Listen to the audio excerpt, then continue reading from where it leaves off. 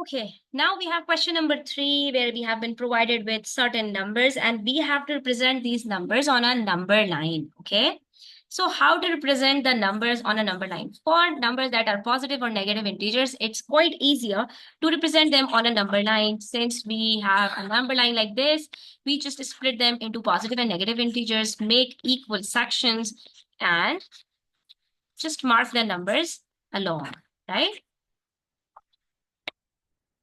If we have numbers like -1, -2, -3, or -4, or -100, or -500, we can simply mark them on this number line. But when it comes to decimals and fractions, it becomes quite difficult for us to mark these numbers. How to mark fractions and decimals is a bit tricky one. So we have to learn a few rules related to fractions and decimals to make it easier for us. So if we have been provided with 4 whole 1 upon 5 minus 4, 0, 0.28, we can simply mark 0 as given right here and minus 4 as it is, okay? But when it comes to 4 whole 1 upon 5, in case of fractions, we just have to look for the whole number. For example, if we have a fraction 1 upon 5, and then we have a fraction minus 3 whole 1 upon 5, and then 2 whole 3 upon 4. For these type of fractions, we just look for the whole number. If it's a positive whole number, the number would be placed right between the given number and the number followed by it. That is between 4 and 5. We have to place it between 4 and 5. For 2 whole 3 upon 4, we will place it between 2 and 3. For a number minus 3 whole 1 upon 5, we will place it between -3 and -4. Because -4 is followed by -3. Although it is going in the reverse direction, but -4 comes after -3. Therefore, the numbers would come between -3 and -4. So for positive numbers, it's the same for the negative numbers. If we have a whole number 3, it would be placed between 3 and 4. And if we have a whole number -3, it would be placed between -3 and -4. Then for about the numbers that do not have any whole number, how to place these numbers? We will simply place such numbers. For example, -1 upon 5 and 1 upon 5. They do not have any whole number. So for such numbers, we will just simply place them between 0 and 1 in case if it's a positive fraction. And if it's a negative fraction, we will place it between 0 and -1. So you just have to memorize these rules. Okay. So here the fraction is 4 whole 1 upon 5. Since the whole number is 4, we will place it, and it's a positive 4. We will place it between 4 and 5, right? In between these two numbers. Now, how to place it between 4 and 5? We will just look for the denominators, make sections accordingly. That is, we will make 5 sections between 4 and 5, and then we will place it or mark it according to the numerator. That is 1 upon 5. So where would 1 upon 5 comes? Right after 4 whole. 4 whole, 1 upon 5, 4 whole, 2 upon 5, 4 whole, 3 upon 5, 4 whole, 4 upon 5, and 4 whole, 5 upon 5 means 4 whole plus 1, that is 5. Right? This is how we have to mark these numbers. So 4 whole 1 upon 5 would be marked right here. And when the decimal numbers come, we have to look for them the same way we look for the fractions. That is, we will look for the whole numbers. We will not look for the decimal places, right? So if we have any number before decimal, we will place it between the given whole number and the number followed by it. That is, if it is 1.28, we will place it between 1 and 2. For it's 2.28, we will place it between 2 and 3. If it's -1.28, we will place it between -1 and -2. Similarly, if it's -2.28, we will place it between -2 and -3. Similarly, if it's -7.28, we will place it between -7 and -8. And then we have to look for the first decimal place to mark it accordingly. That is, if it's 0.28, we have to place it between 0 and 1. And how many sections we are going to make? We will make 10 sections for each and every decimal, right? in case of fractions, we have to make the sections according to the given denominator. But when it comes to decimal, we have to make sections, just 10 sections, right? And how we are going to mark it, we will look for the first decimal place. If it's 0.28, then it would be marked two places after 0. That is, the place right after 0 would be 0.1. The next place that is after 0 point would be 0.2, and the numbers that are along with it. That is 0.28, 0.29, 0.27, 0.273, 274, 283, any numbers. We will only look for the numbers that is at the first decimal place, right?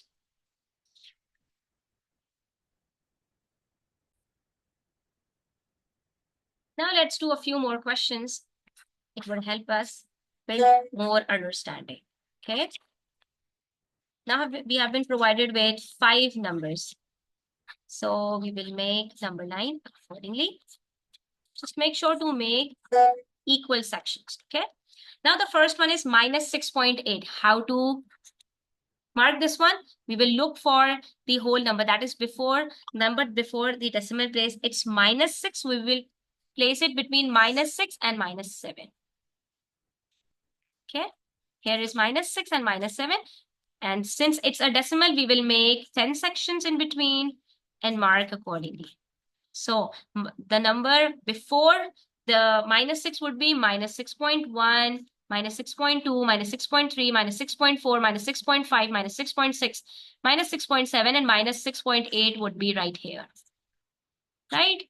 Then we have 0.86. Again, it's a decimal. And here we do not have any number apart from 0 in the units place, right?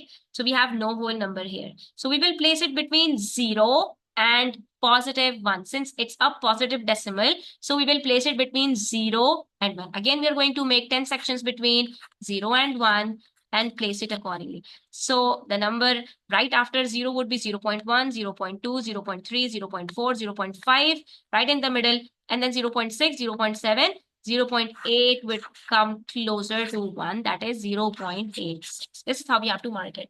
Then we have a fraction 7 upon 10. We will look for whole number. Do we have any whole number here? No, we don't have any whole number. Then we have to place it between, since it's a positive number, we will place it between 0 and 1. How many sections to make? We will look for the denominator. We have 10 denominator here, so we will make again 10 sections between 0 and 1. Okay.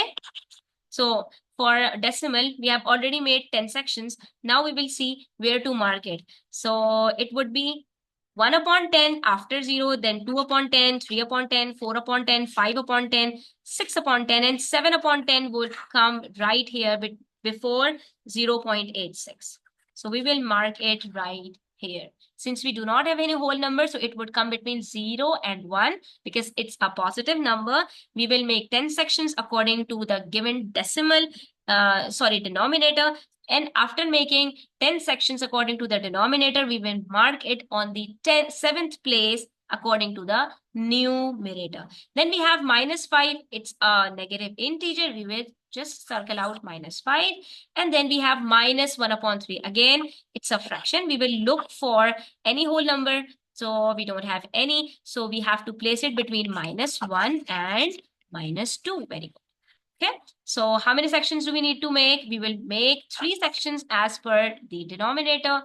So we will make 3 sections, 1, 2, and 3. There are 3 sections, 1, 2, and 3. Where to mark this one? Minus 1 whole, then minus, we have to mark it between 0 and minus 1 since we don't have any whole number here. Okay, we don't have to, sorry. 0 and minus 1 because we don't have any whole number here. So we will make 3 sections between 0 and minus 1. The first one would be minus 1 upon 3, then minus 2 upon 3, then minus 3 upon 3 is equals to 3 3s are minus 1, right? So it would come right here. Minus 1 upon 3 right after 0.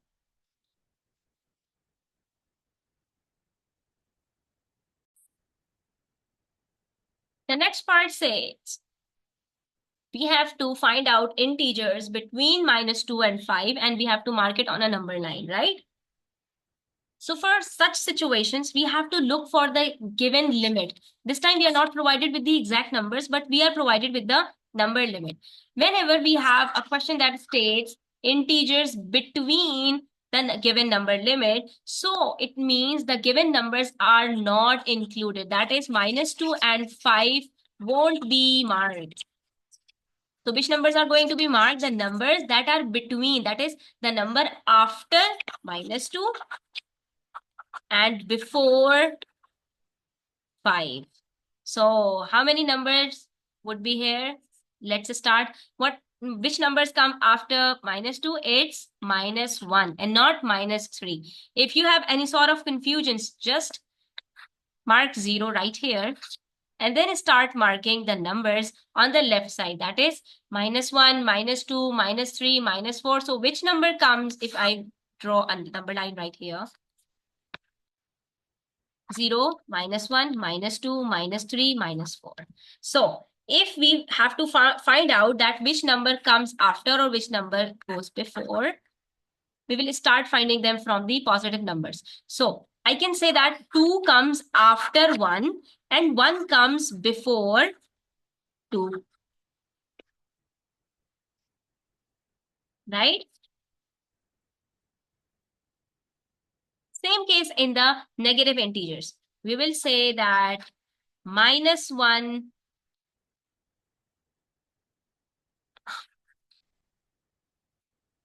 since -1 is on the right side of -3, therefore we will say the same, that -1 comes after -3, right? Similarly, -3 comes before -1. Okay? So if we have to find out the number that comes in between -2 and 5, we will simply look for the number that is right after -2, and that's -1. Okay? So the next number would be 0, 1, and then the number still 4, 2, 3, and 4. We will not mark -2 and 5 on this number line. We will only mark these 6 numbers, that is from -1 till 4, because this between tells us that -2 and 5 are not included in this given limit.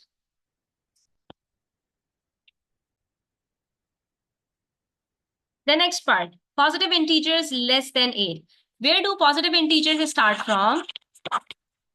Positive integers start from 1, right?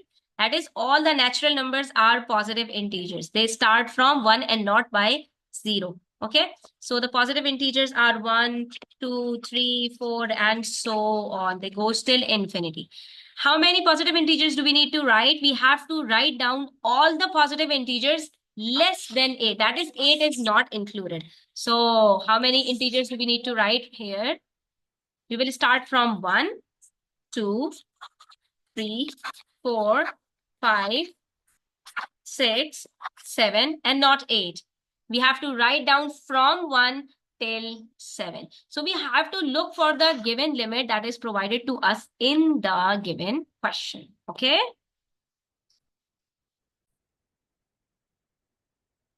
Again, we have been provided with 4 numbers. We have to mark them on the number line. So we will make a number line because we have 1.1. Let's mark 2 numbers right here. 0, 1, 2, 3, 4, -1, -2, -3, -4, -5, -6, -7, -8, -9, and -10, -11, right? So first we are going to look for 1.1. It's a decimal number. So how are we going to mark it? We will look for the number that is in the units place. It's 1. So it would come in between 1 and 2. We have to mark it between 1 and 2. So it would be marked in between 1 and 2. How many sections do we need to make? Since it's a decimal, we will make 10 sections. Right? Where shall we mark it? The number after 1 would be 1.1. The next one would be 1.2, 1.3, 1.4, 1.5, 1.6, 1.7, 1.8, 1.9.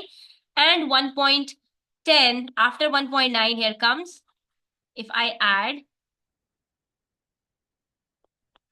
0.1 in 1.9, it would become 2.0. That is 2 whole. So 1.1 would be this one, right? Next one is -1. So -1 is simple. We will just circle it out. Then 10 whole 1 upon 10. 10 whole 1 upon 10 is a fraction. How we need to mark it? We just have to look for the whole number. It's 10. And since it's a positive number, it means it would come on the right side of 0. So how we are going to mark it?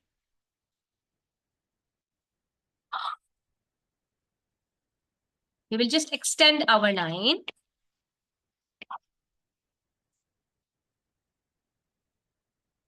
And here you go. Okay. So 10 whole 1 upon 10 means we have to mark it between 10 and 11. Since it's a whole number and we mark it accordingly, so it would come in between 10 and 11. And how shall we mark it? We will simply make 10 sections out of denominator because the denominator is 10. And we will mark it right after 10 because this is 10 whole 1 upon 10, then 10 whole 1 upon 2, 2 upon 10, then 10 whole 3 upon 10, 4 upon 10, 5 upon 10, 6 upon 10, and so on. So this one would be 10 whole 1 upon 10, right? And the last one is 0. Now we have to arrange these numbers according to that is in ascending order, that is from the smallest to the greatest. So the numbers that starts from the left side, we have to go from the left to right side to write them down in ascending order. Which one is at first? -1 comes first, then comes 0, then comes 1.1, and the last one is 10 whole 1 upon 10. This is how these numbers would be marked. Okay.